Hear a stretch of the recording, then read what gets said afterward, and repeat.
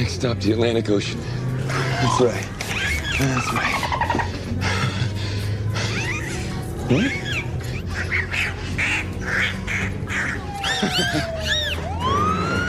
Shit. I made you a promise.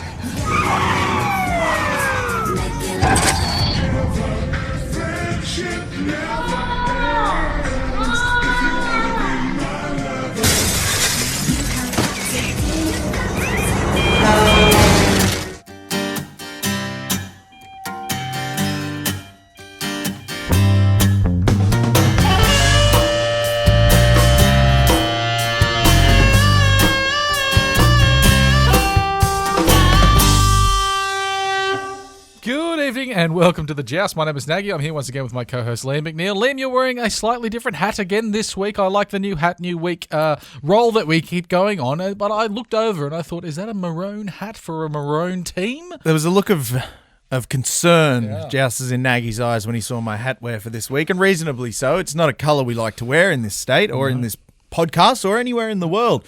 But it's one of my favourites. It's Vancouver Millionaires, if you can't see that, Jess. They were the original Vancouver team in the Stanley Cup in the very early 1900s. Of course, Lord Stanley's Cup being awarded to the winner of the NHL.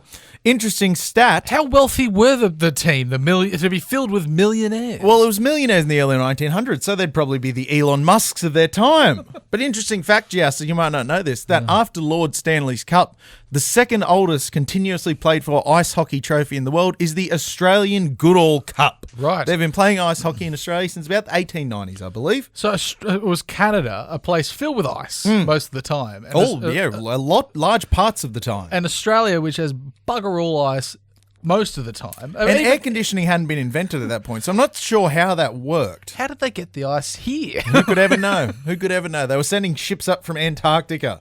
Where are these ice? Where they play? I think there's one with Warner's Bay or something. There is, yeah. I actually went to the IIHF International Hockey Federation Group 2 Division B World Championships there a couple of years ago. Who was it? Australia played Mexico. And Australia, another team I wouldn't expect to have ice. Well, the funny thing, Iceland in D2 the Mighty Ducks, they're the bad guys. They're like the best in the world at hockey. Turns out they're not. They got beaten by New Zealand that day. Turns out Iceland are famously bad at ice hockey. You couldn't make it up, Jousters. Could not make it up. Bizarre. Yeah. Remember as well in Mighty Ducks, you learned that Iceland is covered in green and Greenland is covered in ice. Yeah. What a great film franchise. Greenland is like a dominion of Denmark. They have a really interesting flag. It's a rectangle with a circle contained within. Oh, excellent. Speaking about things that doesn't matter, that was time for the news. A lot making NRL news this week, especially with a certain comments from a certain... before we go to that, before we jump into that, it's Australia going back into International Rugby League. Oh, it's the whole world going back into International Rugby League, Nagy, which is very exciting. The International Rugby League Federation have come together and they have decided... all the teams... Iceland, Mexico, you name it. The rugby league is going to take over the world. Yeah. Now, I'm a huge fan of this because for so long... International Rugby League has been destroyed by the people running rugby league. Australia didn't want any other country to be good. England couldn't organise a piss fight at a urinal. And so World Rugby League just kind of collapsed in upon itself. It did. As a dying star would. And so if you look back over the last 5 years of International Rugby League, there's basically been nothing. Well, look at it like Australia and New Zealand being the two sort of titans of International Rugby League. And it seems there that besides a brief moment in 2014 into 15, where New Zealand won a few in the row, it would seem like Australia's been kicking the shit out of them for years and years and years. And rightly so. We should. So, yeah. We are the preeminent country of rugby league. And we've actually seen what the international calendar will look like. Just a couple of highlights here. They've put the calendar out till 2030, so we see what's going on for the next 5 years. The Ashes is coming back. I love that. The Ashes is coming back, ladies and gentlemen. What do they burn to hand over the Ashes? Probably a Steedon. Dally messengers? It's Dally messengers, cremated remains in a small urn that 17 men in groups fight over every couple of years. It's not the stumps that were burned, but the bales. The bale on the stumps. stump. So maybe it's Dally messengers penis or something. It's just the bales of messenger just there, just burned into it because it's only a small urn. It's a very small urn, which you never notice. You never notice growing up, but they never show the ashes when a person's holding it. Yeah, it's really odd. So we're going to see also a dedicated Northern Hemisphere and Southern Hemisphere tri-nations. We've got a 4-nations tournament. This is the one I like. Greater emphasis on regional championships because rugby league is a game for the regions. It's a regional game. Yeah. And men's and women's games to grow under new international calendar. Change to Rugby League World Cup cycle. I think it's going to be every 2 years. Is it that special? It seems a bit silly. I love the World Cup when there's just so many teams involved, but at the same time, if it happens too regularly, it sort of loses its shine a bit. It does, and I'll never forget Joust as our good friend at the show, Cade Hines, in a good sense of international unity when we were living together in the headquarters of the Wickham Social Club. We woke up first thing in the morning to watch Ireland get trounced by Fiji in the Rugby League World Cup. It was truly a wonderful day. Oh, that's when I was in England. Yes, played. Yeah, because they had to wake up in the middle of the night. I'm assuming they weren't playing these types of games in Australia at odd hours. And of course, being English Rugby League, they were playing them in famous rugby league towns like Workington. Real international hotspots. Oh, absolutely. Yeah, I love Workington. Now we love rugby league here, Liam. It's fantastic. And lots of people love rugby league and talk about rugby league, like the rugby league media, but sometimes the people that they choose, the shills, the Murdoch shills, and they've chosen interesting points of view with certain points of rugby league. And Gordon Tallis has come out. He's one of the ongoing commentators on NRL 360, filling Paul Kent's chair, of course. Paul Kent still being locked in the box of personal regrets. Absolutely, he sure is. And Gordon has made some comments where he certainly implied that the teams that are winning all the times, the Roosters for 18-19 and Penrith on this dream run, just must be cheating the cap. He implied, he inferred, he slandered, he demeaned. He's really come out, and I think what he said was, every team in the last 5 years who have won it have cheated the cap. It's impossible to win without cheating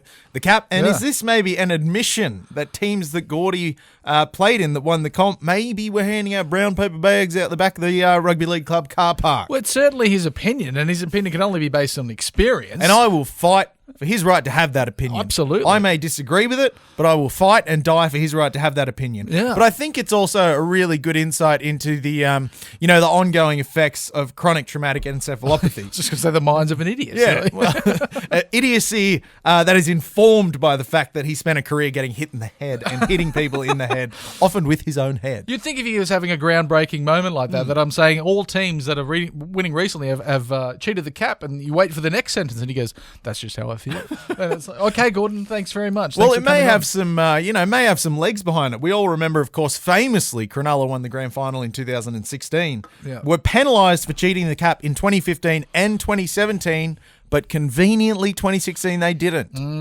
Convenient? I don't think so. Well, of course, we're looking back. We have to have trophies that are allocated to teams and a list of winners rather than all of them being retracted. Yeah, exactly. Post-warning. There'd be no list. Speaking of, heavyweights of the rugby league media. We've got a bit of a hooper warning here for you, Jousters, before we launch into this next item in the news. What's the hooper warning talking about, Nagy? Oh, it's a very good question, Liam. I was hoping you'd take this one. This is New South Wales coach Brad Filler is on target to become the longest-serving coach.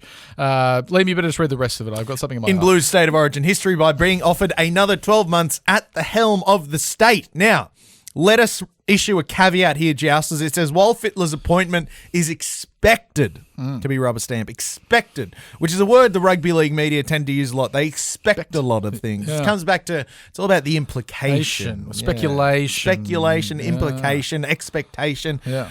All the nonsense, chins. really. All the chins. Yeah, it's just, idiots on 360 throwing darts at a board with names and teams, and wherever they land, that's where the story of the week is.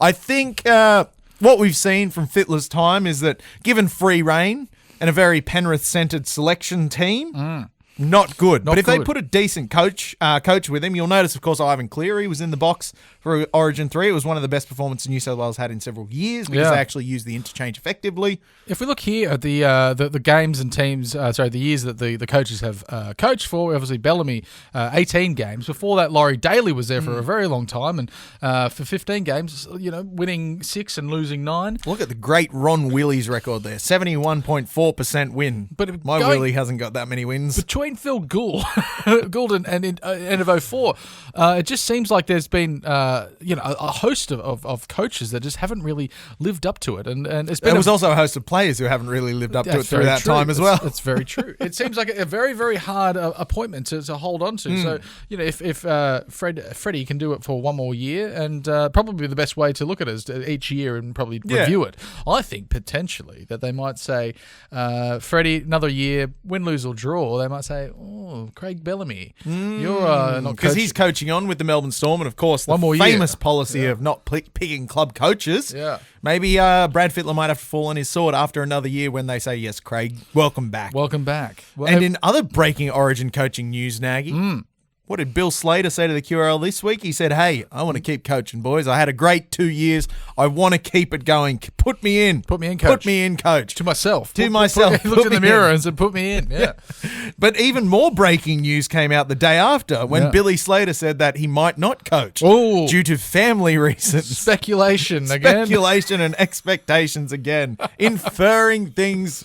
Well, deferring things. He only has to come out and say that he's going to do it, and then there's no further news. But if he comes out and says, I'm not really sure, that's a month worth of articles saying, will he, won't he, has he, hasn't he? Family reasons as well, because absolutely everyone has some sort of family. So it's always lots of reasons for that family. So they say, family reasons, homesickness, everything from, right down in your gut where you're like, he might be unsure because he has a family, implying that if he did, let's say he was an orphan and he had no children and never knew anyone, then he'd be a certainty. Well, it kind of falls into that classic, Queensland trope. Of course, the old, they've got two heads to them. Maybe one of Billy's heads was saying, I'm going to coach, and the other one was saying, no, I'm not going to coach. And they got home and had a bitter argument amongst themselves later on. But mind you, they both heads have separate families to worry about, and they both live on separate parts of Australia. So of course, we were always told that about Cessnock people as well growing up. I know we got a lot of Cessnock listeners, so I apologise. I did not perpetuate that myth. That's just what I was told. Australia says it about Tasmania. Australia says it about New Zealand. Tasmania is more the cousin fucking thing. No, well, that's that's where the two heads come from. They got the whole bunch. There's a place called the Neck around Tasmania, and it's like if you go below, there's a thing if you grew up sort of below the Neck, because there's nothing down there. It's like what's that jail that everyone Port Arthur. There's Martin Bryant had a bad day. That's around that area, and it's sort of like if you're born there, you don't really ever leave the Neck of Tassie. If they got cars, it'd be hard to leave there if you haven't got a vehicle. Yeah. Maybe they can leave on a steam train. They see like above the Neck as the mainland, you see, of Tasmania, and we see it as. I always forget to even include Tasmania. They'll say like, Australia being the world's largest island. I'm like, yeah, and it's a continent, It's a continent and a bit. Yeah. I played rugby in Halifax, Nova Scotia with a Tasmanian man. He was a wild man, fantastic fellow, the sheriff. Got many, many nights of too much drinking in with him. He was a good fella. His junior club was called the Penguins. Played for the Penguins. Is it from Penguin in Tasmania? I think it was Launceston Penguins. Okay. I can't remember. It was one of those towns, but again, it's Tasmania. There's like 3 towns, and I don't know which one's which. And then one of them's called Penguin, and there's a statue of a penguin. So it's an interesting place. I think that was modelled on the famous Olympian, Garth Delancey. Yeah, he actually modelled for the statue. Of course, it was made from bronze. Became Penguin Man. I think it was the 1980 Moscow Olympics. Gold medalist. Gold medalist. Yeah, well done, Garth. Well done, Garth. Often forgotten about athlete in Australian culture. The disrespect on Garth Delancey. Cooper Cronk, Liam. Cooper Cronk is at the centre of a brutal fallout amongst the Roosters because heads have to roll. They must, and to see heads roll in Bondi is truly a great thing. One of the greatest experiences that a sporting fan can have is seeing the Sydney Roosters implode and collapse in upon themselves like the dying star that we discussed earlier. Yes. I think it's absolutely, a credit to Australian sports that they've allowed this kind of Roosters charade to go on for so long, so that when the inevitable fall does happen, it feels so much more satisfying. If they hadn't won those 2 in a row and fallen apart then, would have been just, fine, it's the Roosters falling apart. But they've been the dominant juggernaut of the last decade, and now to see, it was like Hitler said about about Russia. Yeah. He said all you have to do is kick in the door and the whole rotten structure will collapse. Yeah, didn't work out for him. No. Hopefully it works out for the Sydney Roosters, though. Just kick the door in, kick Cooper Cronk in from the front, and the entire rotting structure of the entire town of Bondi will collapse. 2 years Cooper Cronk played with the Sydney Roosters. That's 18-19. What do those years have in common? Oh, the years they won the premiership. Did they win legally? Were there paper bags involved? Were they being paid in speedboats? Just ask Gordon Tallis. I think he'd have something to say about that. He knows everything. Asterisks would abound if Gordon had his way. And short memories, much like the short memory that Gordon Tallis suffers from due to the CTE, is the same short memories that the Sydney Roosters have with their two-time grand final hero about to be cast away. The lesser Mitchell Pearce. And only for another club to pick him up anyway. Oh, someone will pick him up. So it doesn't really matter. Yeah.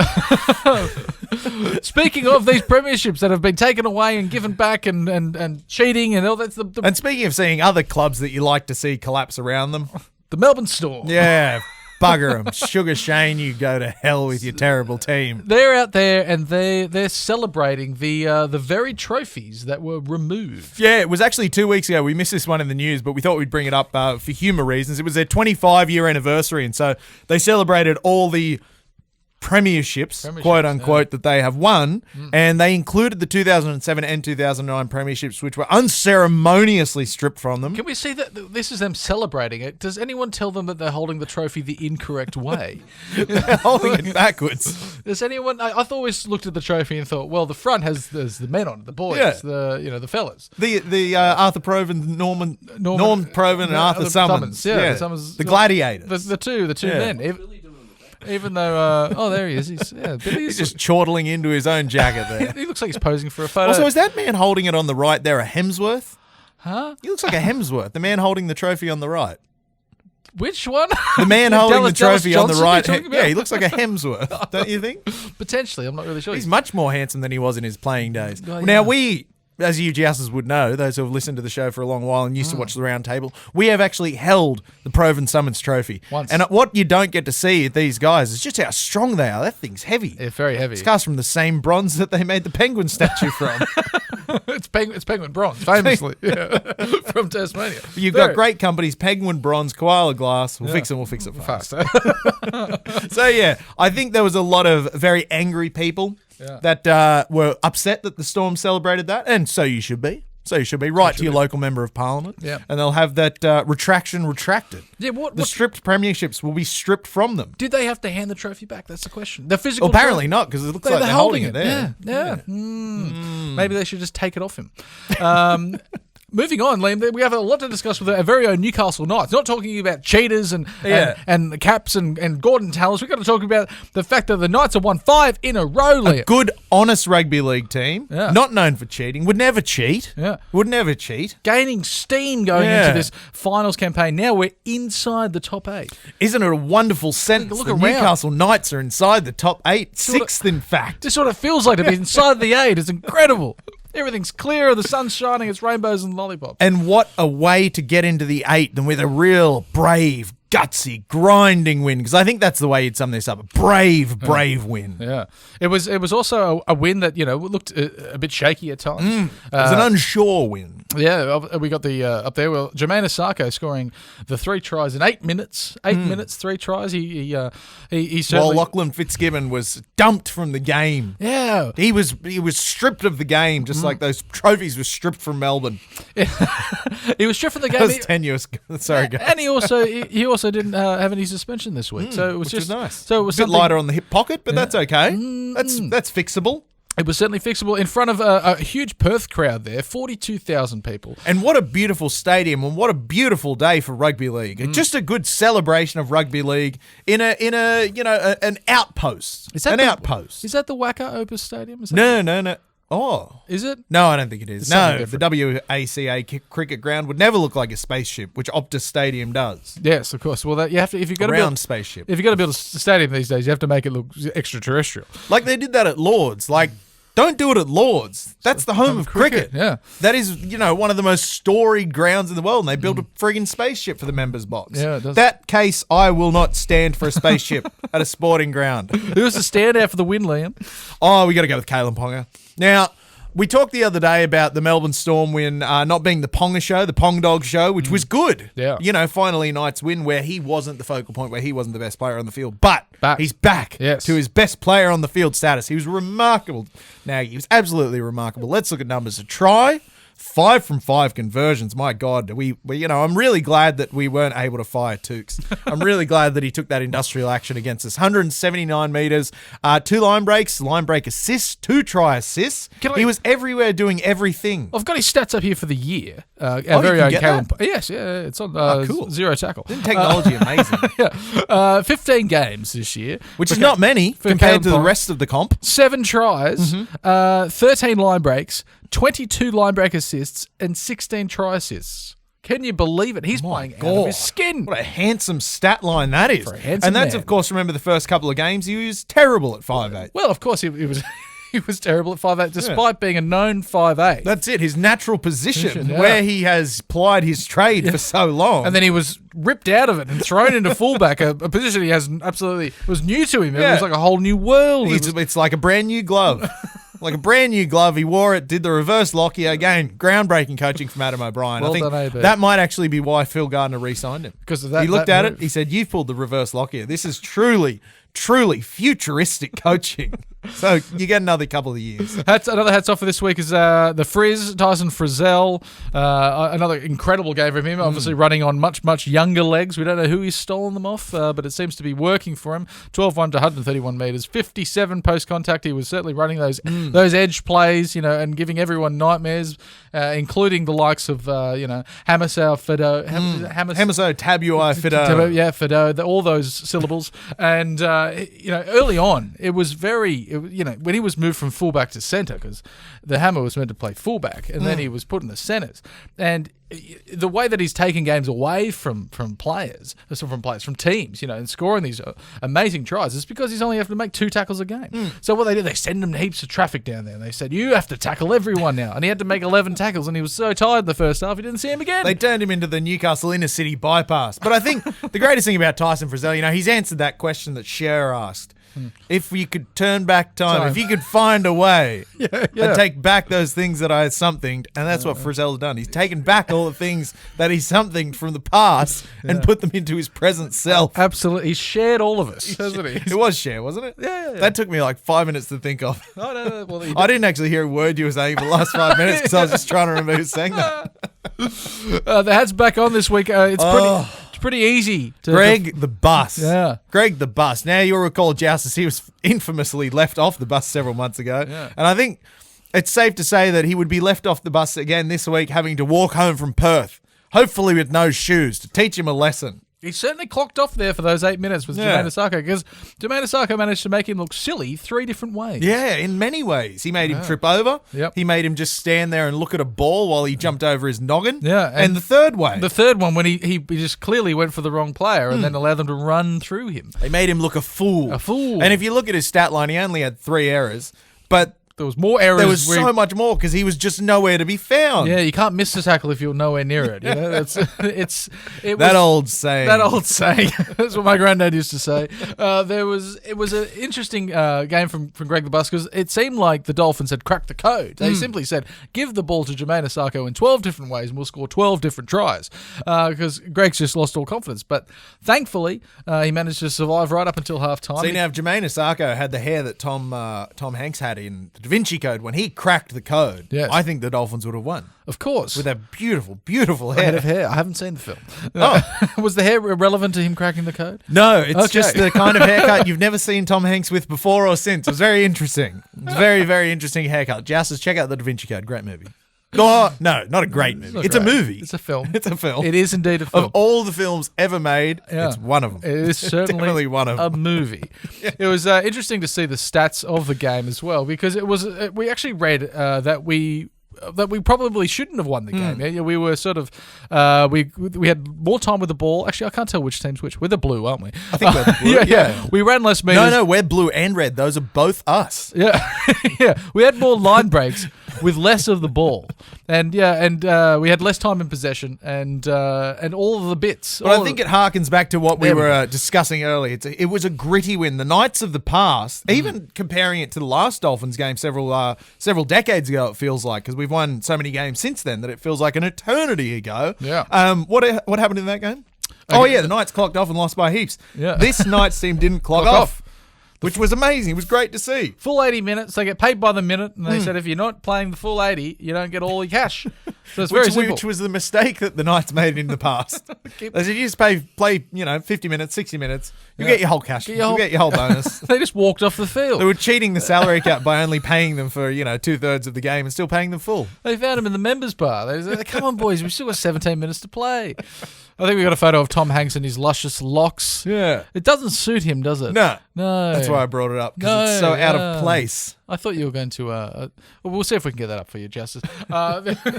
It's just Tom Hanks' hair. That's going to be our sister channel, which is just focusing on inappropriate haircuts for actors. Like a movie where Nick Cage's hair looks like a bird. Well, he's always wearing a wig, Nick Cage, you see, because he hasn't had hair since about 1992. Another great man, another great rugby league man, Nick Cage. Yeah. I'm sure if you describe the game Nick Cage, you'd love it. There's Tom Hanks with his interesting haircut. That's very kind of you to refer to it as interesting. Well, I like Tom. It's very generous. Yeah. He's a wonderful man. Tukey found great human being. Tukey tutelage over tutelage. Is that tutelage, yes. With Kalen Ponga is working beautifully. 6 from 6 or 5 from 5 or some of the 5 from 5. 5 from 5. Yep. Yeah. Against noted conversion kicker Jermaine Asako, who was off with the boot. Yeah. Converting his own tries. To be fair, they were all from the sideline because he scored them right on the sideline. Yeah. But so would Kalen Ponga. He was kicking from everywhere. Kicked them from the sideline, kicked them from in front.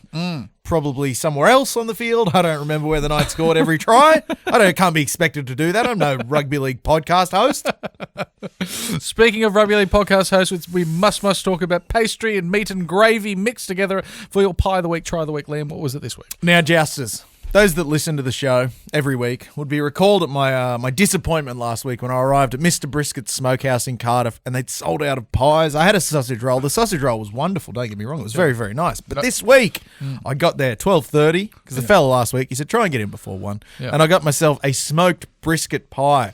And much like the Phoenix Crossland try, which I had such high hopes for, that I knew something like that would happen. I was like, something amazing is going to happen. I'm going to enjoy the hell out of it. And then it delivered, and it did. That was what this pie was like. It was high expectations and then delivery of those expectations. Exactly. And delivery of a pie into my mouth. It was incredible, Jousters. It was very tender, 8-hour slow smoked brisket. There was a lot of pepper in there, which I appreciated a lot. Nice, thick, rich gravy. But yeah, it was kind of that, much like the try went out to Lockie Fitzgibbon, out to Kalen Ponga, and then brought it back under for the Phoenix Crossland to score the try. I see you're eating it in the car there, Liam. Now, yes. How's the temperature? Temperature was perfect. I took it straight from the store into the car, and it was the perfect smashable temperature. Yes. Not too hot, not too cold. Just perfect. It is a dangerous... Free sauce. What? I thought in this economy, I thought it was 50 cents last week. Oh, wait. I didn't look at my receipt. Maybe he charged me for the sauce and I just didn't notice. I don't care. I was just too enamored with the smell. Oh, that's wonderful. Oh, it smelled amazing. Great pie. Maybe he heard the sauce report from last week and he decided to be like, well, we better give this guy some free sauce. In the cost of living crisis. And you've given him a plug. Dangerous place to eat a pie, Liam, in the car with the crumbs and down the wall. Well, it wasn't very flaky, which was nice because I was worried about that as well. Yeah. Because the car's very clean. So I was a bit concerned that I'm going to get a whole mess all over me with puff pastry everywhere. The gap between the seat. That's what I was concerned about. Yeah, that's where all the crumbs. Because no vacuum can reach in there, and I'm certainly not going in there with my hands. It's all sticky and full of puff pastry. It could be anything down there. That's right. Hundreds of dollars in shrapnel. I found down the side of that, the other side, the far side, between the passenger side of that, like a box opener. Is that a Stanley knife? A box that is opener? a Stanley knife. Yeah. Why are you carrying one of those? I don't know. You don't need it in your professional life. I don't know why it was there. But I was looking for something else, and they pulled it out, and I was like, that's a Stanley knife. It was metal, too. It wasn't just like a cheap one. Well, I can tell you it wasn't mine, because I only take mine to work. Yeah. It could have been. It must have been a passenger that I've had in the car. I don't know. How many criminals and reprobates do you carry in your vehicle? Not too many, apparently. It's very frightening. Just like has been the theme recently, we got 2 nights wins in one weekend again. Absolutely. Isn't that amazing? It's a shame the girls aren't on a 4-game winning streak. Is round 4 they just played, or round 3? Round 3, rather. Shame we're not seeing them on a 3-game winning streak. But they answered the critics after last week's loss with a large win against the Parramatta Eels. 7 tries to 1, which was a proper shellac thrashing. Yeah. We had one player sin bin in Caitlin Johnson there, but of course they trumped us with a player sent off, which we'll get into in a moment. Yeah, but look, it was picking our hats off was pretty hard because there was a host of standouts. Tamika Upton was fantastic again. Caitlin Johnson, despite getting sent off, was her usual bruising, battering best. Jessie Southwell's right footstep committed another murder, but we've got to go to the wing. To the wing for our players player. Okay. Well, hats off, we call it, not players player. We'll get the term eventually. Yeah. Sheridan Gallagher, ladies and gentlemen, goes our hats off for the week. What a game from Sheridan. It's incredible. Yeah. The game was not without controversy. Of course, we mentioned there was a send-off. This tackle is possibly the most dangerous looking tackle. Just a good old-fashioned spear tackle. Yeah. Bring it back into the game. I don't know if we need that, Liam. No, we don't. It's very like dangerous. Like a pile driver. Like it looks like a wrestling move. It's a tackle that's gone completely wrong. And obviously, the who was the player that got sent off? Kennedy Charrington was the player who got sent off. Look at that smile. They talk often about the assassin's smile. That's the smile of an assassin. She's just got the title. And that's obviously already 2 send-offs. So that's for the NRL in round 23. And 2 send-offs. They only had the first one recently. Yeah, and 2 send-offs for the NRLW. They've only played 3 rounds. How many send-offs are we going to have? Hopefully more, because that usually means violence in the game, and we want violence back in rugby league. Bring back the just not spear tackles. No, not spear tackles. It's too dangerous. But I don't think we've seen a punch up in the NRLW since its inception. Have you boys seen? You guys know? Have we seen a punch up? No. That's a damn shame. Talk about first. Wouldn't you want to be the first player in the NRLW to just throw mugs with someone? Just throw some cups at them. Well, you see of course, this would be the perfect player to be able to throw mugs and throw cups. That was going to be my next point. Who would it be? And of course, we have this image already prepared, and we didn't even know we were going to talk about throwing mugs. Perfect. It's fate. She's from Windale, so they can fight out there. Of course, it's a fighting suburb out there. They brought up fighters. I remember when we used to go play footy in Windale. They didn't have goalpost pads, so they just kind of wrapped mattresses around it. And before the day's play started off, you'd have to do a needle walk up and down the ground to make sure there was no syringes laid in. This is not just like conjecture about Windale being bad. This actually happened. Yeah. These are not, stereotypes. This is what we used to have to do. So yeah, you'd have the mattresses for the goalpost pads. You'd have the needle. Full mattresses or like foamy mattresses, like Clark rubber mattresses. Okay. Yeah. Clark rubber, no good for your back. The ones that like when you're in a student house and someone's like, "Oh, I've got a mattress for you on the floor," and then it's just a piece of foam that's millimeters thick. My parents were very thrifty people, so I had one of those foam mattresses for years. Yeah. And then when I got a real mattress, I realized that your body isn't supposed to hurt all the time. I just thought that was part and parcel of being human. It's just your back's always sore, your neck goes the wrong way, and then I got a good mattress. Oh, everything's wonderful. I'm aligned again. Springing out of bed. We're going to take a halftime break. Justice, we'll see you at the second half. Liam, of course, with all the sport going on, all the events going on in Newcastle, you can only go to one place to enjoy them all, and that is the Hamilton Station Hotel. The home of live music in Newcastle. Yeah. You've got a bit of a gig guide there, Liam, with some music acts coming up. We do. We've got right through till Sunday. Starting Wednesday night, you've got 2 shows on Sunday. Where else would you find 2 shows on the same day? Doesn't exist. No, we've got some good ones up there. We've got Aaron White, of course, there, Val Moogs, and I want to point out Thursday, August 10, Reece Tranter. Now, Reece and I went to high school together. He was a wonderful fella, good fan of the show. So get on down there to the Hamilton Station Thursday night specifically. Give Reece a bit of a clap. Yeah. Give him a bit of a hoot and holler. I'll be at work, sorry, Reece. We're sending him your way though, buddy. And where else can you go for the Australian Ramstein experience in Newcastle? The Hamilton Station Hotel. There's also August 20th, a few weeks odd band to do an Australian experience. Because one thing about Ramstein, and I don't know if you guys have seen their stage shows, they're very elaborate. German, right? They are. So that explains the weirdness and the oddness. They're very elaborate, and I believe they use sex toys on stage and guns shooting foam and such. The original Ramstein. What if this experience will They're have an the odd same? band. They wrote a song about that famous German cannibal who got arrested. I'm not on the top of my mind, Liam. Just a fella had a bad day. I thought you might know it. UFC 292 is also going to be shown there. That's in August 20th. If you like the punchies, the UFC, which is rather than paying for it at home, and watch it like a chump. You could go there and watch it for free and enjoy all the delicious amenities there at the Hamilton Station Hotel. It's quite the bantamweight card. You got Aljamain Sterling fighting Sean. Now you O'Malley. like the punchies. I do. How many different weight classes are there? 9. Really? Yeah. That's insane. That's a lot. There's quite a few. Yeah. Kobe Garbrandt, of course, the former champ, is also fighting, as well as the return to the cage from Chris Weidman, the former middleweight champ, who broke his leg horrifically. Ooh. It snapped. That's the worst way to break your leg. Yeah. It was bizarre because he fought Anderson Silva, and Anderson Silva broke his leg. And then it snapped around. It didn't. It did. Around Chris Weidman. And then years later, Chris Weidman suffered the very same injury. Silva's revenge. Long John Silva. Sorry, I didn't know if Long John was involved in the UFC. Well, his name's Anderson Silva, and he's quite long. So has anyone ever nicknamed him Long John? No, he's the Spider. That's a good nickname gone begging. Yeah, Long John. Yeah. It's like Joey getting on the Bong John Silvers. As we discussed last week. We must look forwards, not backwards. Backwards, not forwards. Twirling, always twirling. And this is a bit of a return of a familiar team that started this historic run of form, Liam, the Bulldogs. Now, if we look at there's some recent memories of the Bulldogs. We beat them 66-0 down in Sydney. But that didn't happen last year, did it, Nagy? Well, this was actually in 2020. Well, it also didn't happen in 2020, did it, Nagy? 2020. If you remember a bit of these terrible games of the Bulldogs in the rain at home, and our very own Carlo from over there at Bay 53, good friend of the show.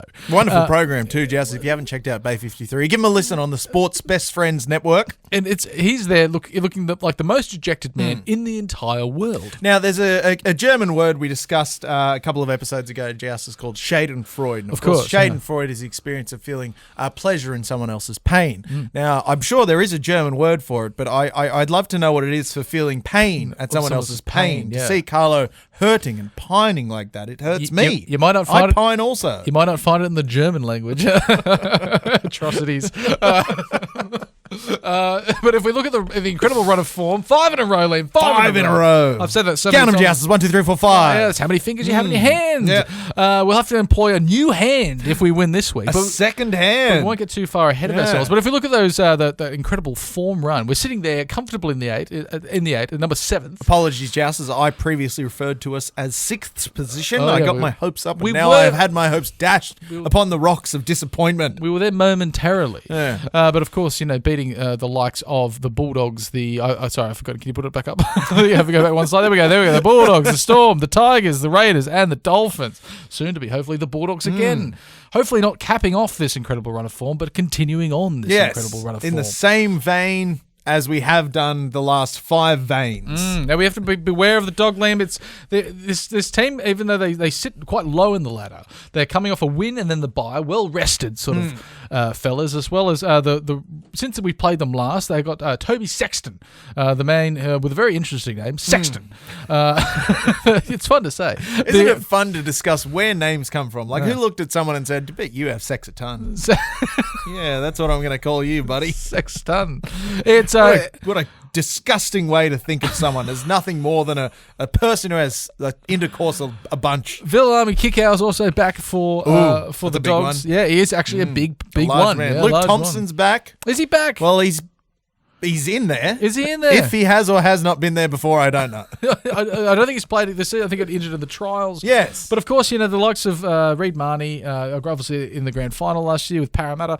Matthew Burton. The Bombsman. The Bombsman, yeah. The Avro Lancaster. Yeah, Josh Addo-Carr. Booting Steedens into Dresden. Yeah. The Fox, Josh Addo-Carr. Jake Averillo, very dangerous player. This is a game that we should not take lightly. It reeks of a banana peel game now. Walk me through that analogy. Well, you don't see the banana peel and then you slip and you fall over. I see. I have never seen a human being slip on a banana peel in real life. I don't know where that trope came from. No. I don't know who was the first person to say, it's real slippery. Banana peels. Yeah. Could have been anything. Could be oil. Could be soap. Just a bit of water. Could be a bit of water. Yeah. But no, let's go to banana peels. Moss on like cement. Moss would be or a concrete. Great one, yeah. Even Pebblecrete. I remember growing up at in Mary Help of Christian School up in Sawtell there, we had Pebblecrete. Yeah. And when it would rain, Yes. it would turn into an ice skating rink. And being a school in a tropical paradise, we didn't have enclosed halls. No. So as soon as you'd have one day of rain, it was chaos at school. It was scraped knees and bung elbows everywhere. Well, that's the two things you come down to, your knees and your elbows. Yeah. And on the Pebblecrete, it will tear you to shreds. And tear us to shreds it did, my God. The triage ward was... The school nurse was overworked. She was overworked. I was about to make a bad history joke. Lachlan, thank you. Lachlan, we made already a few of those. Lachlan Fitzgibbon back in the side, $1,800 fine and 10 minutes on the sideline for a grade 1 dangerous contact. Second offence. $1,800, merely a drop in the ocean of a man who's earning several hundred thousands of dollars, probably. Potentially. Yeah. And as well as, he's up there with the most sin bin player in the game. Really? He is, yeah. Huh. He's in the top 10. Yeah. It's you don't think of it on the forefront of your mind, but apparently... I didn't think of it on the forefront of my mind. Yeah. Now it's right at the front. I think he's 7th. I'm pretty sure he's 7th, yeah. Good stuff. It's good to have someone in the top 10. If you're a Newcastle Knights fan, having anyone in the top 10 of anything is a great feeling. Good stuff, Lockie. Let's keep it going against the Dogs. We're missing Punch Bill kick out in his face. We're missing the best, Liam. The thumb is our first game he's missing of this season. Might be the injury rest he needed to have, though. You know, you talk about the games that a team needs to lose. I don't like that saying because you don't. But maybe the man has had such an extended, run of fantastic form that a week off might not hurt him. So if he rests his groin, he's also resting every other bit of him as well. Well, keep an eye out. Joust is on Bali in the next week. There might be an entire new town built. With Bradman being out this week. Jacob Saifidi. And Buzz will call up and say, he's been on the Bintangs again. And there's a whole new town just appeared called Bestville. I'm not sure of the Indonesian translation of the word best, but we called somethingville. Kuda.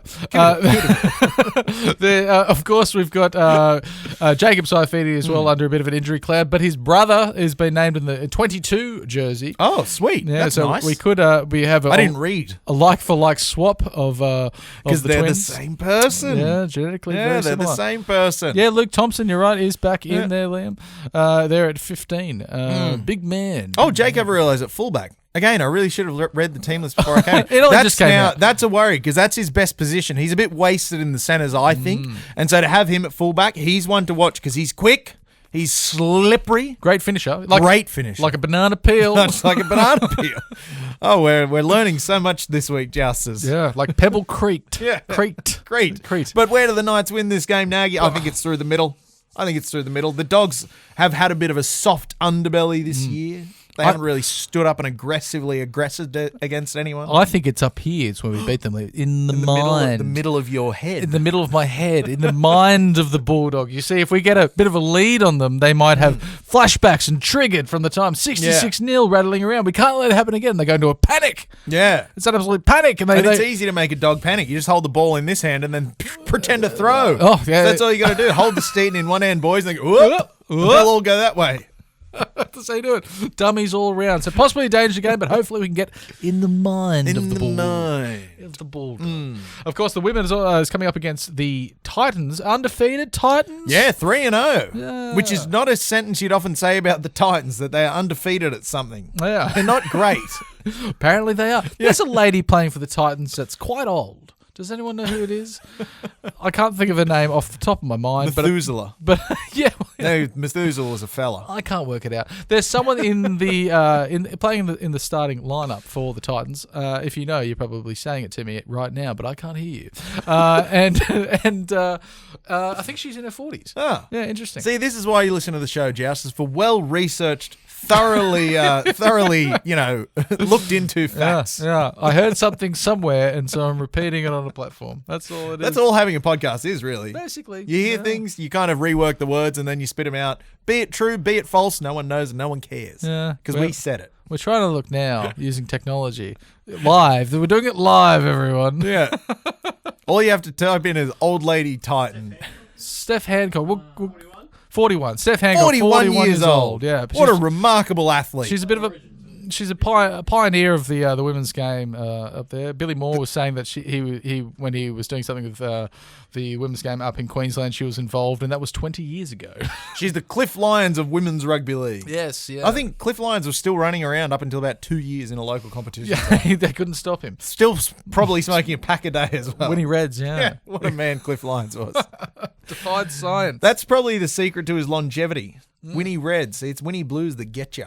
That's true. Yeah. It's a shame that the great smoking sports people are a thing of the past. Warnie. Gone. Yeah. There was a great story on a kangaroo tour, I believe it was. A young Matthew Johns was rooming with Jason Smith. It was a well-known... It was Andrew Johns. It was Andrew Johns, rooming with Jason Smith, a well-known old Durriesman. They said they got into their room. The first thing Jason Smith did was walk up to the smoke detector and just took it down off the ceiling. He just beelined straight for it. He beelined for the bed and then stepped up onto the mattress and then undid the smoke alarm, sat down on the bed and lit a cigarette.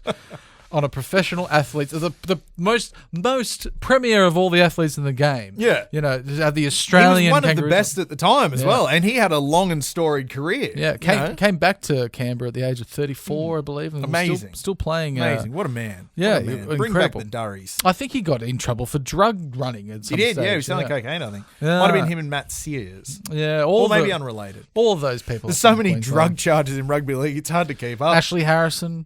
He was involved. Chris Houston. Chris Houston, one of our very own. Yeah. Even, who they used to call the Flash? Michael Gordon. At the Titans was caught selling a lot. Carmichael Hunt.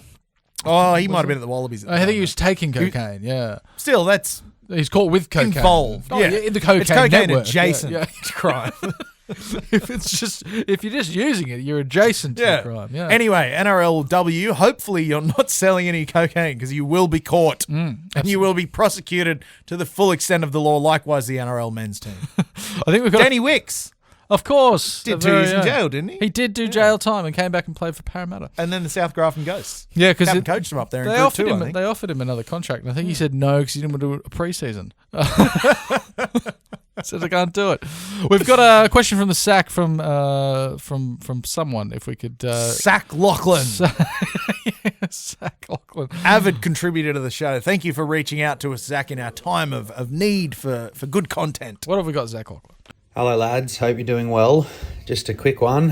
How good are these Knights going? 5 in a trot. How many do you think we realistically can win in this run coming home? Thanks for your help. Bye. It's a very good question, Zach. Thank you very much. We are well also. Thank you. And we hope you and your beautiful wife, Nicole, too are well. It's when you look at it, Liam, because the prospect of this winning run continuing would be 9 wins in a row going into the finals. Incredible. Never amazing. Been done. Yeah. Possibly been done once before by a better side, but never been done by the Newcastle. Well, an interesting stat from my mother. Yeah. Mum messaged me mere moments before the show was about to come on. I think she may have colluded with Zach knowing this question was coming. She texted, and it was a simple sentence but a beautiful one to read. It said, last time the Knights won 7 in a row was 1997. And we know what happened that year. Yes. Scott Morrison shit himself at Engadine Maccas after the 1997 Super League Grand Final where the Cronulla Sharks went down to the Broncos. Wonderful. But arguably ScoMo's greatest contribution to Australian history. Absolutely. Yeah. And it's got to be a question now because if we win 6 in a row, I think everyone starts to look at it and think, how long can we keep going? Coming up against South and the Sharks, all at home, but 2 very sort of hot and cold sides at the moment. Potentially, we could have enough in the gas tank to get over both of those teams. And they're as hot and cold as when you're standing in the shower and someone flushes in the toilet next door. Yeah. You don't know it's coming. Oh, boy, am I hot today? Am I cold today? I don't know. There's always a stance in the shower. You know, if your hot water's running out, and then you just stand there. You use the last of the heat to test the heat, just to test it. And then when you're sure it's getting cold, then you still fiddle. That's the last bits. Well, see, I in the old headquarters, the Wickham Social Club that we discussed earlier, we had a Rinnai Infinity Joust. If you haven't got one of them, get it. Please explain what the hell that is. So what it does, it has a thing on the wall, and you set the temperature of your shower. Oh. So you set the temperature and you just turn it on the the hot. It just goes to your temperature. This was in 2013. This was in 2013. We didn't have a dishwasher, but we had a Rinnai Infinity system, and it was perfect for for sad man showers. Yeah. Which is where you lay down in the bathtub and just let the shower cascade over you while you're sad from drinking too much and regretting the night before. The sit down shower. Yeah, mine was at 24 degrees Celsius. 24? No, it might have been 21. That's cold. I run hot, baby. I run hot. That's basically tepid water coming out. I like my water tepid. You're right. Yeah. Okay. Thanks, Justice. If you like us, please like us on SoundCloud, Instagram, Facebook, YouTube, all those iTunes, social pipes. Apple Tunes. Yeah. We mentioned Snapchat in the past. Stop messaging us, Justice. We don't have Snapchat. I think on Apple Tunes or maybe Facebook, one of them we've got 50 reviews. Oh, fantastic. Thank you, Justice. Yeah. That's excellent. But maybe give us a bad one if you like. I don't care. Yeah, make it 51. Say what you want. Doesn't matter. We won't chide you. Hopefully we'll be back next week after a wonderful Sunday game against the Dogs. The 4 o'clock game, the last game of the round, the telly game. Even though all the games, blockbuster. They're all on telly now. If you've got KO, but if you'd like to, if you think crowds a bit much, it's Sunday. I just want to get in and out and watch the game with like-minded people. Head to the Hamilton Station Hotel to watch it. If you can't get to the stadium, you get to the station. Thank you very much, Justice. We'll catch you next week.